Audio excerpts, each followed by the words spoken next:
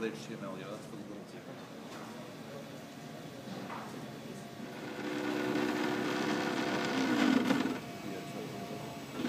So my name is Marty McGuire. I'm a web developer at MakerBot Industries, and I'm here at the Hackathon really to have fun and to hack on fun stuff. But it's always useful to have a 3D printer around when you're at a hackathon. So I brought my MakerBot replicator. It's a 3D printer that uses ABS plastic and digital design files from your computer, and layer by layer builds those up out of plastic into real things. So right now I'm printing a case for a special kind of Arduino called the Arduino Menta, which was designed to fit inside of an Altoids case. So essentially what I'm doing is using a 3D printer to make a plastic Altoids tin. So the design files for this case actually come from Thingiverse. This is a website that I work on at MakerBot.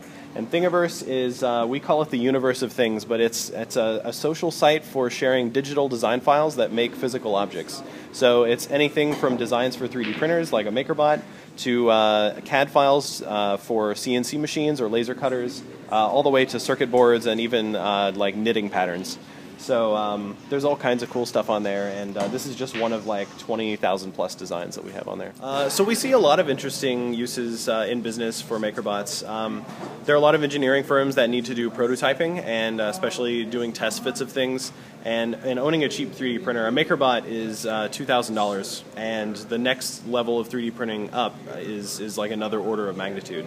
So having a machine that's cheap, that uses plastic that's cheap, helps you test out a lot of ideas before actually putting them into production or paying to get an expensive one-off piece made out of metal or a stronger material.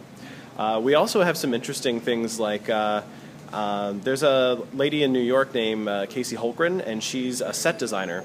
So she actually, does sets for Broadway shows and plays, and she will design those pieces and print them out at scale on her MakerBot, and then use that to dress miniature sets as a way of basically showing clients what things are going to look like.